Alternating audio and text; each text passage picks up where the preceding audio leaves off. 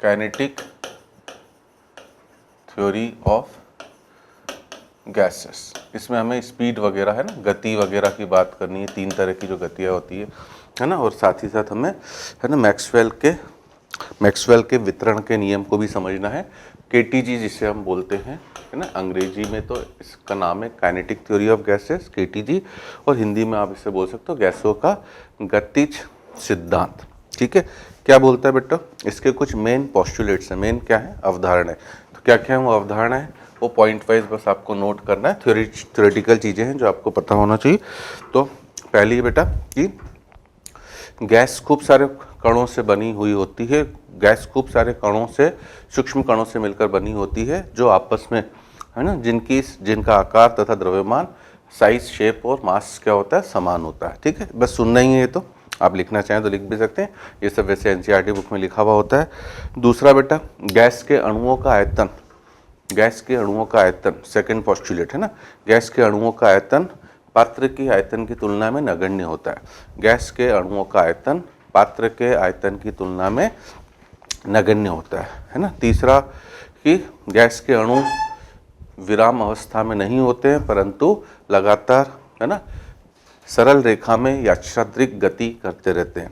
Gas के अणु विराम अवस्था में नहीं होते हैं तथा लगातार सरल रेखा में यादृच्छिक गति करते रहते हैं। गैस है ना, मैं अंग्रेजी में भी सुना दे रहा हूँ। पहला पोस्टुलेट था आपका, gas is made up of large number of particle, large number of tiny particle which are identical in size, shape. ठीक है। दूसरा, volume occupied by gas molecules is negligible in comparison to volume of container. तीसरा बेटा, gas molecules are not at rest but possess rapid random motion in straight line in all direction. ठीक है, हिंदी में तो मैं बता ही चुका हूँ, अंग्रेजी में सुना दे रहा हूँ है ना। चौथा बेटा, ठीक है, क्या गैस के अणुओं के ऊपर गुरुत्वाकर्षण बल का कोई भी प्रभाव नहीं होता है। ठीक है, क्यों नहीं होता है बेटा, आपको भी पता है। गुरुत्वाकर्षण बल मतलब जैसे पर्टिकुलर पेन है मेरा, तो इसके ऊपर छोड़ूंगा तो नीचे गिरेगा, क्योंकि इसके ऊपर गुरुत्वाकर्षण बल mg फोर्स ऑफ ग्रेविटी लगेगा, जो इसका द्रव्यमान सार्थक होने की वजह से एक बल भी सार्थक होगा। परंतु हमें पता है बेटा, अगर मैं ऑक्सीजन के एक अणु का द्रव्यमान आपसे पूछूं तो ऑक्सीजन का अणु भार होता है 32 ग्राम प्रति मोल, मतलब ये 1 मोल अणुओं का भार है ना। Na अणुओं का भार है बच्चों, तो एक अणु का भार तो 32/Na हो गया, जो 10 की घात -23 ग्राम या किलोग्राम में बदलूँ तो -26 किलोग्राम के ऑर्डर का होगा। तो उसके ऊपर ऑब्वियसली जी से मल्टीप्लाई करने पर हमें कुछ भी नहीं मिलने वाला है ना। चौथा बेटा, जब ये अणु गति कर रहे हैं तो ये क्या करेंगे, गति के दौरान बच्चों दूसरे अणुओं से तथा पात्र की दीवारों से लगातार क्या करेंगे बेटा, टक्कर करेंगे। ठीक है ना। तो चौथा पोस्टुलेट ये बेटा कि गैस के अणु पात्र की दीवार से तथा दूसरे अणुओं से लगातार टक्कर करते रहते हैं। ठीक है ना। और इन टक्करों को बेटा हम पूर्णतः प्रत्यास्थ टक्करें मानते हैं, परफेक्टली इलास्टिक कोलिजन, क्योंकि अगर आपने इसे इलास्टिक नहीं माना तो फिर गैस के अणु लगातार अपनी ऊर्जा को क्या करते जाएंगे, लूज करते जाएंगे, और कभी ना कभी वो किस अवस्था में आ जाएंगे, विराम अवस्था में आ जाएंगे। और अगर वो विराम अवस्था में आ गए तो फिर भैया दाब वाब जो भी होना होगा उत्पन्न, वो उत्पन्न ही नहीं होगा। ठीक है ना। सॉलिड जो है बच्चों, वो दाब किस वजह से डालता है, मैं अपने हाथ पे इस पेन को रखूं तो कुछ ना कुछ दाब मेरे हाथ पे डल रहा होगा। तो सॉलिड दाब डालता है बच्चा अपने भार की वजह से, द्रव दाब डालता है अपनी लिक्विड कॉलम की हाइट की वजह से ना। इसलिए द्रव के दाब को आप हमेशा किससे कैलकुलेट करते हो, ρgh से। परंतु गैस दाब डालती है बेटा कि गैस के अणु लगातार क्या करते हैं, पात्र की दीवारों से टक्कर करते रहते हैं। अब कोई अणु जैसे उसका द्रव्यमान मान लो m है और गति है v, वो इस दिशा में जा रहा है। ठीक है, मोमेंटम हो गया mv।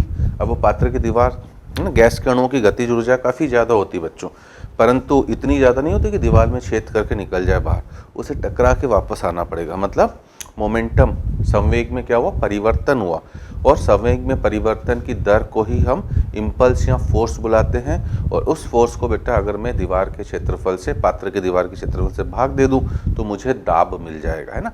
डेरिवेशन वगैरह हमारे काम के नहीं है, क्योंकि ये मोर ऑफ फिजिक्स से बच्चों, मुझे केवल आपको काम की हमारे सापेक्ष चीज़ों को बता देना है। ठीक है जी, तो वो ध्यान रखना है आपको।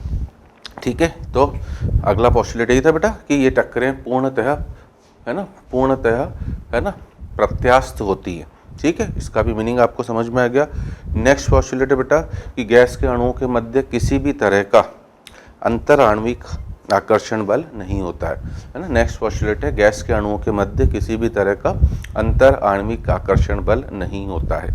ठीक है, और लास्ट टू फाइनल पॉस्टुलेट बेटा है ना, अलग अलग कण अलग अलग गति से मूव करते हैं, परंतु गैसों की गतिज ऊर्जा जो होती है वो उनके परम ताप के समानुपाती होती है ना।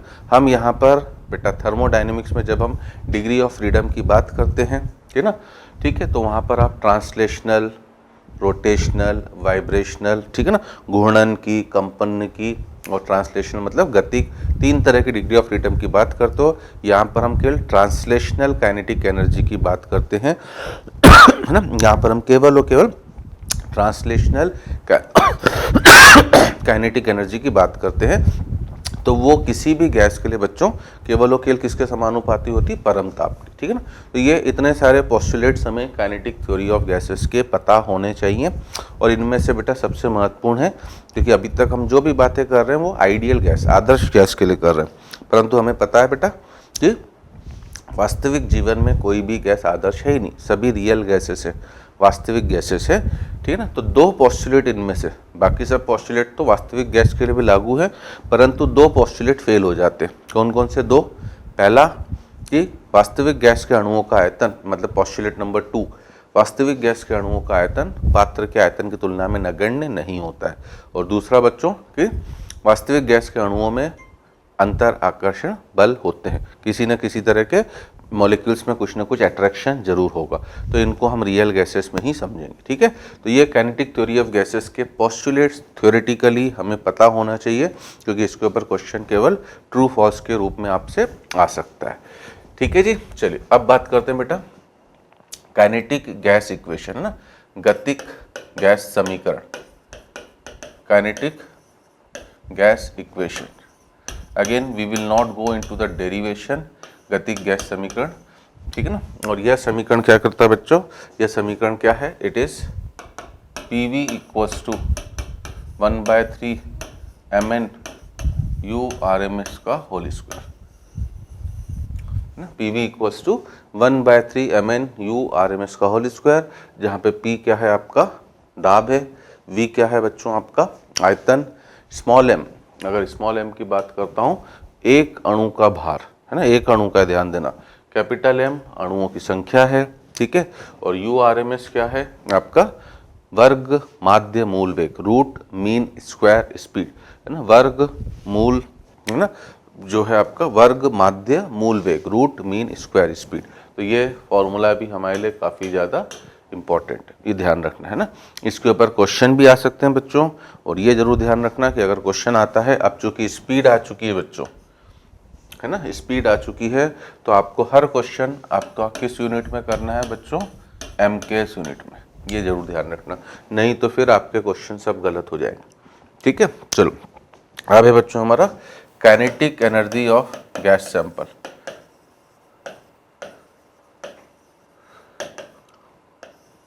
ठीक है, kinetic energy of gas sample. ठीक, तो काइनेटिक एनर्जी क्या होती है फिजिक्स से, 12 mv²। तो अगर मैं 1 मोल की बात कर रहा हूँ, kinetic energy of 1 mole of gas, ठीक है, जिसे हम 12 कैपिटल M URMS का स्क्वायर लिखेंगे, जहाँ पर कैपिटल M क्या है बच्चों, जहाँ पर कैपिटल M है आपका गैस का अणु भार, ठीक है जी, मोलर मास, और इसी को हम लिखते हैं बच्चों 3/2 RT।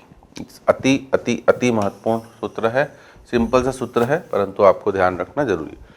सर आया कहाँ से, कुछ नहीं है बच्चों, अगर मैं 1 मोल की बात करता हूँ,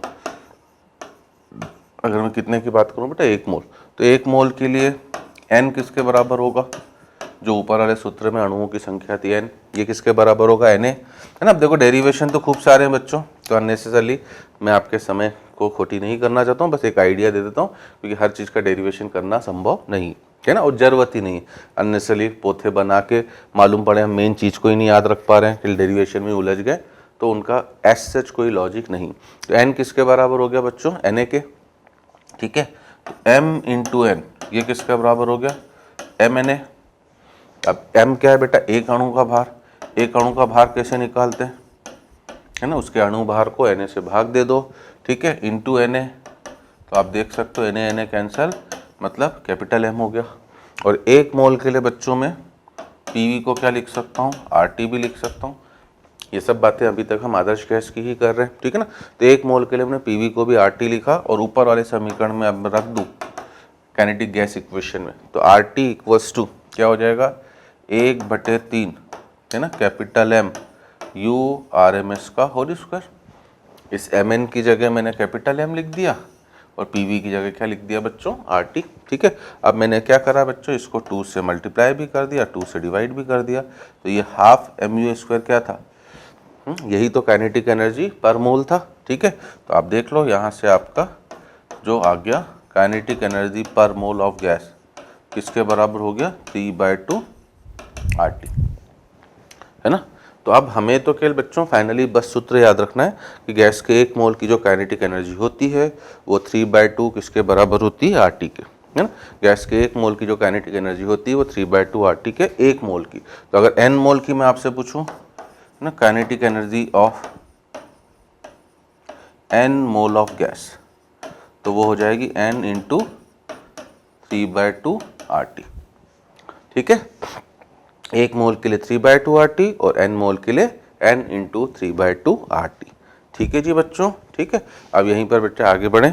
अगर मैं आपसे प्रति मॉलिक्यूल की बोलूं तो 1 मोल का मतलब क्या, अगर मैं आपसे बोलूं काइनेटिक एनर्जी पर मॉलिक्यूल एक अणु की ऑफ गैस, ठीक है, तो आपने अभी बोला बेटा 1 मोल, है ना। 1 मोल की आपने कितना बोला, 3/2 आरटी।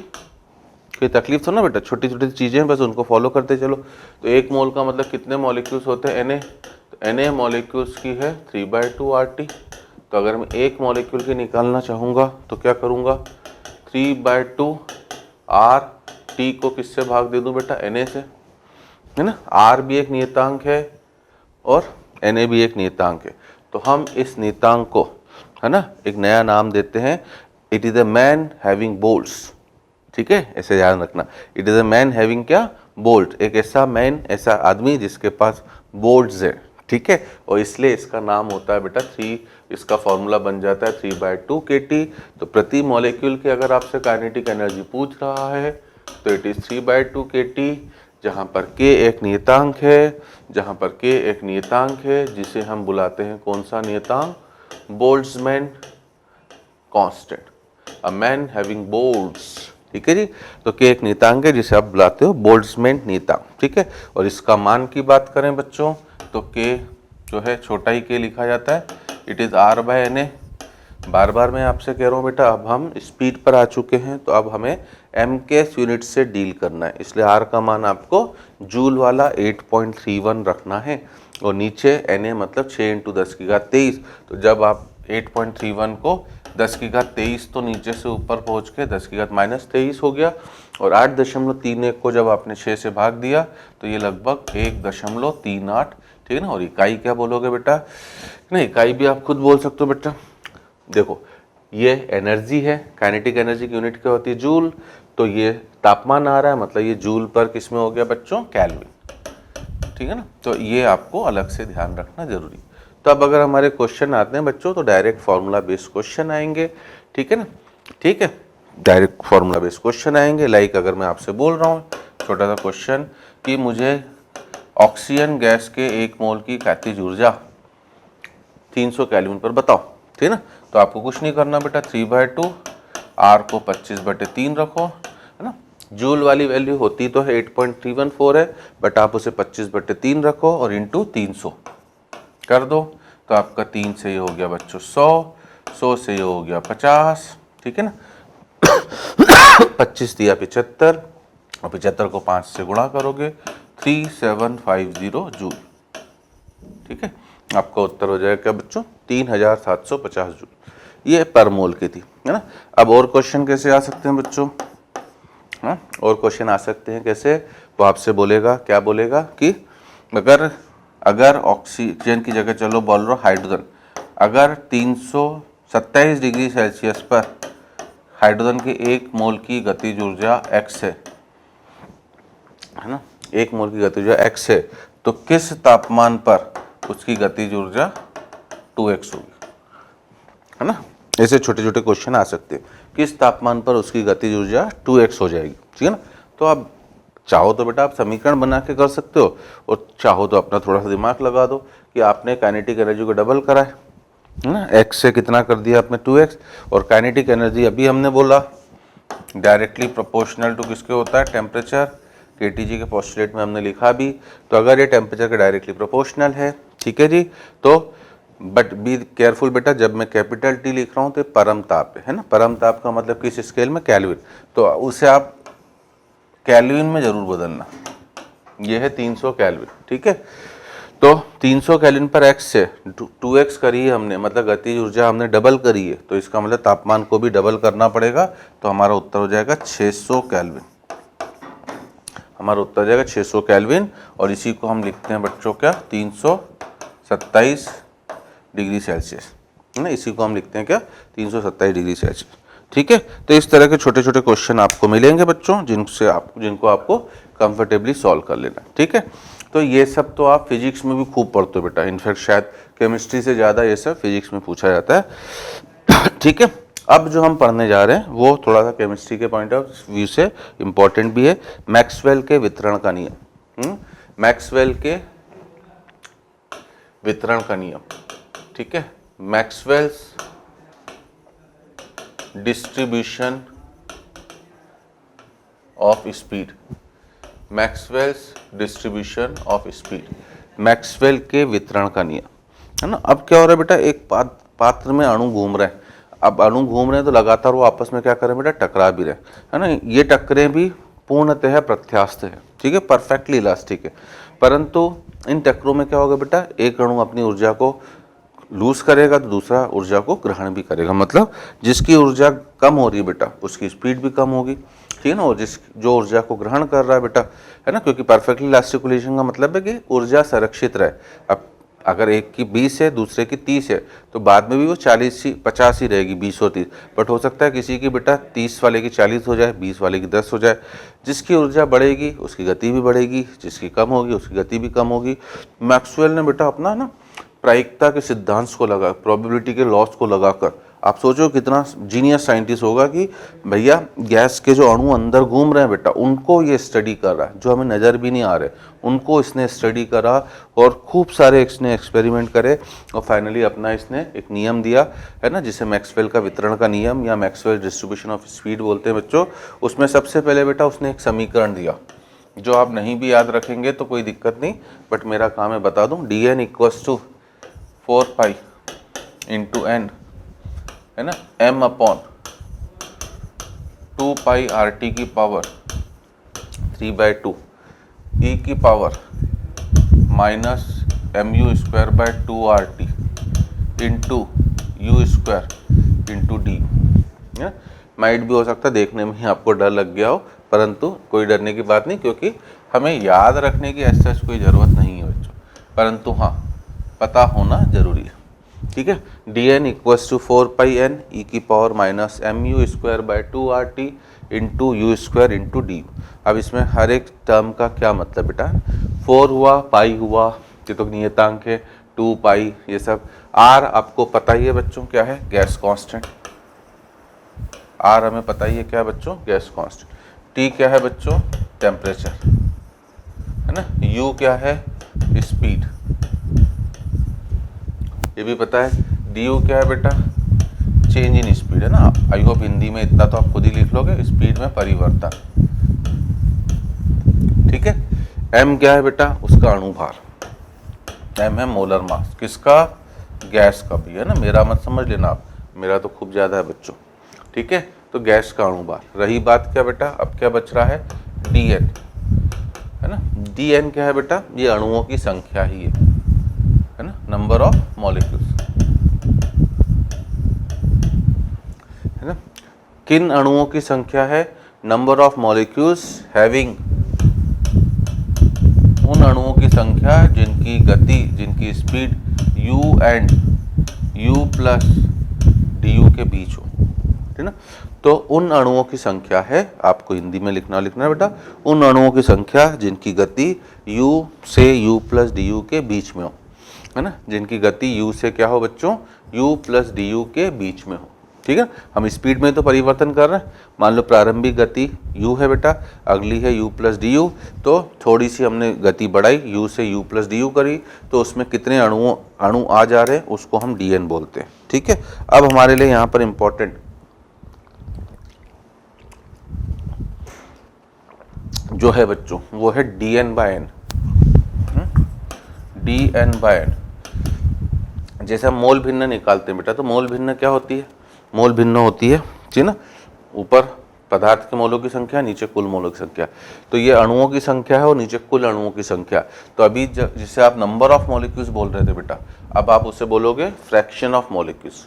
अणुओं की वह भिन्न जिसकी गति u से u प्लस डी यू के बीच में हो, तो ये है हमारा बेटा फ्रैक्शन ऑफ मॉलिक्यूल्स। मैं एक बार लिख दे रहा हूँ क्योंकि आगे से आपको भी इसे अंग्रेजी में FOM ही लिखना पड़ेगा। Fraction of molecules, FOM, fraction of molecules having speed between u and u plus D you. ठीक है। और अगर हम इसे 1/n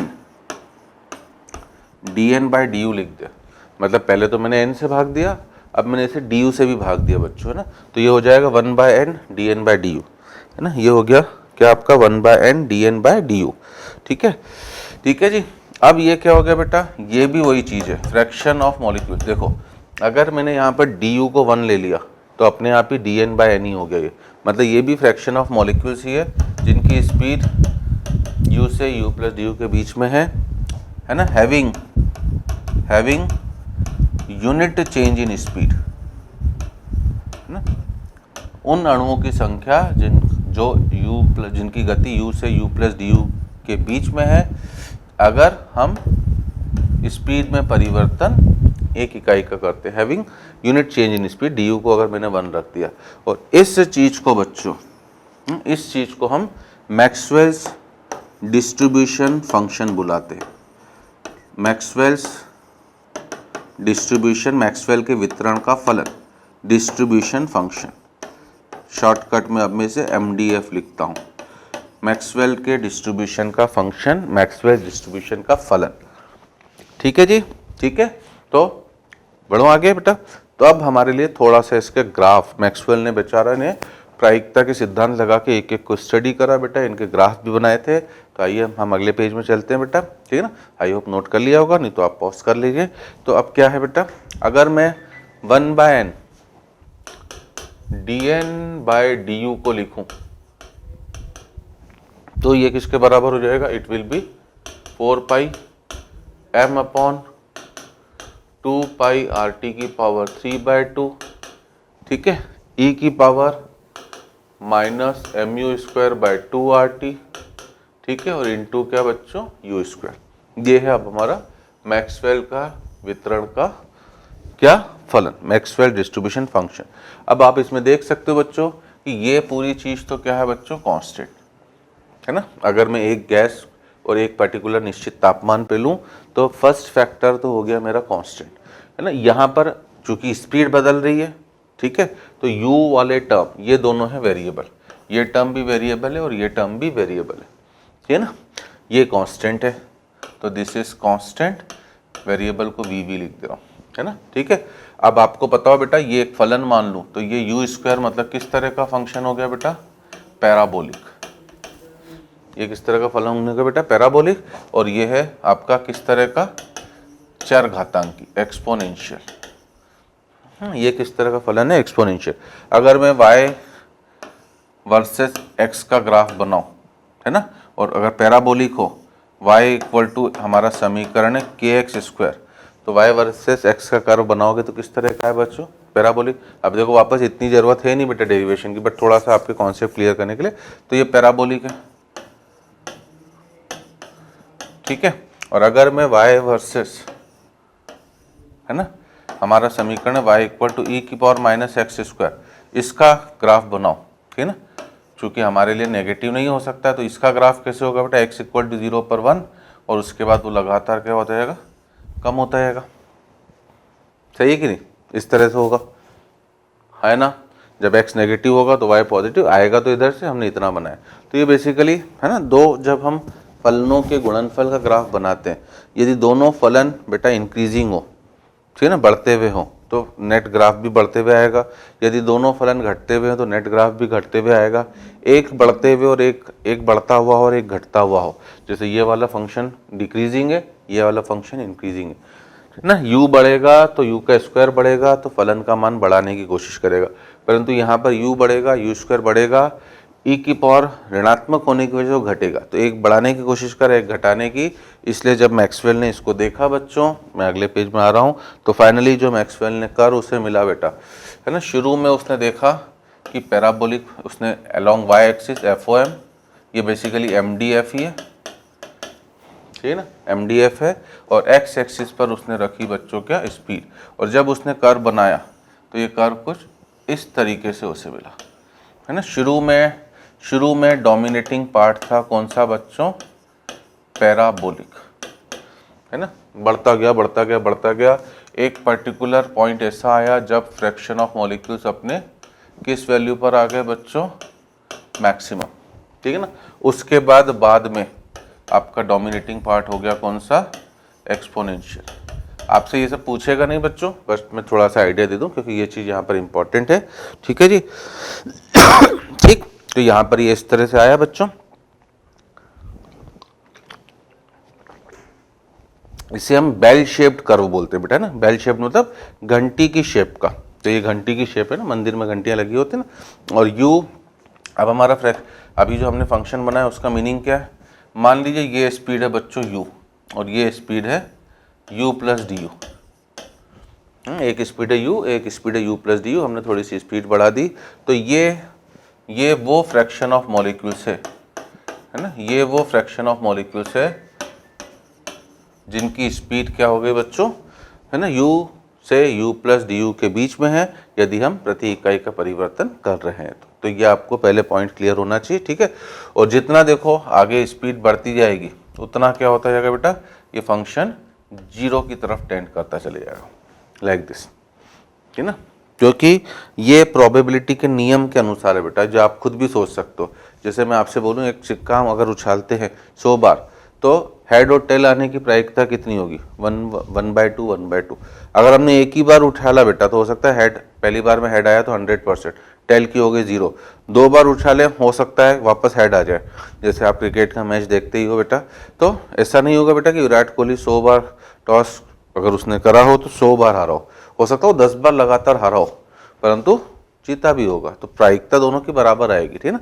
तो मैं क्या समझाना चाह रहा हूँ बच्चों कि अणु जब आपस में टकरा रहे हैं तो उनके ऊर्जा का वितरण हो रहा है, इसलिए मैक्सवेल का वितरण का नियम है। इस और ऊर्जा के वितरण के कारण गति का भी वितरण हो रहा है, परंतु ऐसा नहीं होगा बेटा कि एक अणु लगातार अपनी ऊर्जा को त्यागता जाए, मतलब बिल्कुल उसकी स्पीड 0 हो जाए। तो आप देख सकते हो बेटा इस ग्राफ में कम स्पीड वाले मॉलिक्यूल्स का भी फ्रैक्शन काफ़ी कम है, और वेरी हाई स्पीड वाले मॉलिक्यूल्स का फ्रैक्शन भी काफ़ी कम है ना। ये है low speed region, this is low speed region. Low speed वाले अणुओं की भिन्न भी, कम स्पीड वाले अणुओं की भिन्न भी काफ़ी कम है, यही सब उसने पॉइंट वाइज दिया है जो मैं लिखा रहा हूँ। और हाई स्पीड वाले अणुओं की भिन्न भी काफ़ी कम है, ठीक है। तो अब आप इन चीज़ों को समझते चले बेटा, लिखिए, है ना। ग्राफ तो बना ही लिया होगा आपने, नीचे पॉइंट्स बना के लिखना बेटा कि पहला पॉइंट, है ना, वेरी स्मॉल या काफ़ी कम अणुओं की भिन्न ऐसी होती है जिनकी गति काफ़ी कम हो, तथा काफ़ी कम अणुओं की भिन्न ऐसी होती है जिनकी गति काफ़ी ज़्यादा हो, है ना, ठीक है। ठीक, काफ़ी कम अणुओं की भिन्न ऐसी होती है जिसकी गति काफ़ी कम हो, तथा काफ़ी कम अणुओं की भिन्न ऐसी होती है जिसकी गति काफ़ी ज़्यादा हो, ठीक है। अंग्रेजी में इसे हम बोलते बेटा a very small fraction of molecules have very low speed and a very small molecule of fraction have very high speed. मैं हिंदी में भी बोल रहा हूँ, अंग्रेजी में भी सुना रहा हूँ, ठीक है। First point. सेकेंड पॉइंट उसने दिया बेटा कि अधिकतम अणुओं की भिन्न एक सामान्य गति से चलती है, जिसे हम पीक ऑफ द कर्व से निरूपित करते हैं। पीक ऑफ द कर्व, ये टॉप मोस्ट पॉइंट है ना बेटा, तो इस टॉप मोस्ट पॉइंट को हम बुलाते हैं peak of the curve, curve का उच्चतम बिंदु, है ना। तो क्या बोल रहा था बेटा, अधिकतम अणुओं की भिन्न एक सामान्य गति से चलती है, जिसे पीक ऑफ द कर्व से निरूपित करते हैं, है ना, जिसे कर्व ग्राफ के उच्च बिंदु से निरूपित करते हैं, तथा इस गति को हम अधिकतम संभावित गति बोलते हैं, है ना, तथा इस गति को हम अधिकतम संभावित गति, ठीक है, जिसे अंग्रेजी में हम मोस्ट प्रोबेबल स्पीड बोलते हैं, और मोस्ट का m, प्रोबेबल का p, इसलिए मैंने इसे लिख दिया है VMP, है ना, अधिकतम संभावित गति VMP, है ना। तो सेकेंड पॉइंट अगर मैं अंग्रेजी में बोलूं तो maximum fraction of molecules पजेज A common speed which is represented by the peak of the curve, जिसे पीक से निरूपित कर रहे हो, तथा इसका नाम है कौन सा बच्चों, मोस्ट प्रोबेबल स्पीड, ठीक है। ये दूसरा पॉइंट है इंपॉर्टेंट। तीसरा पॉइंट है बेटा VMP से पहले, है ना, पैराबोलिक परवलय वाला ग्राफ प्रभावकारी होता है, तथा VMP के बाद चरघातांकी घात प्रभावी होता है, ठीक है ना। तीसरा बिंदु यही लिखना बेटा कि, है ना, VMP से पहले परवलय वाला पार्ट या भाग प्रभावी होता है, इसलिए शुरू में बढ़ रही है बेटा, तथा VMP के बाद चर घातांकी वाला भाग प्रभावित होता है, इसलिए वापस स्पीड क्या हो रही है आपकी, कम हो रही है, ठीक है ना। ये तीसरा बिंदु उसने दिया।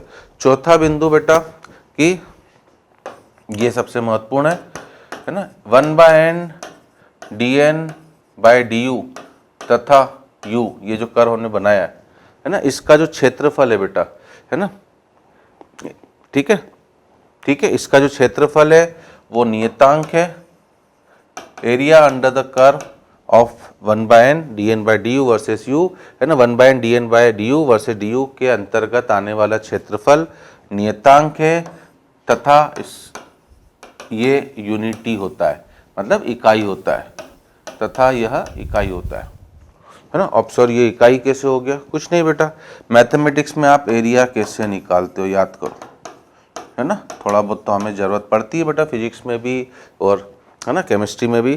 तो integration of y dx, basic mathematics तो देखो हम किसी भी स्ट्रीम की हमें ज़रूरत पड़ती है, y dx।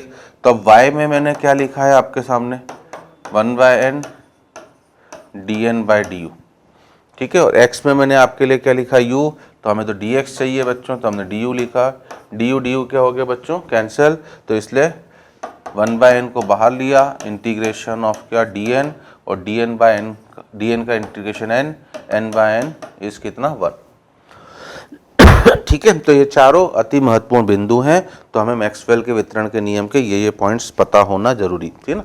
अब ये तो बेटा एक सिंगल गैस के लिए है, एक सिंगल गैस के लिए, और एक फिक्स टेम्परेचर पर, एक सिंगल गैस के एक नियत तापमान के लिए ये ग्राफ हमने बनाया है। अब मैक्सवेल ने क्या करा बच्चों, इसका तापमान परिवर्तित करने की कोशिश करी, है ना, ठीक है।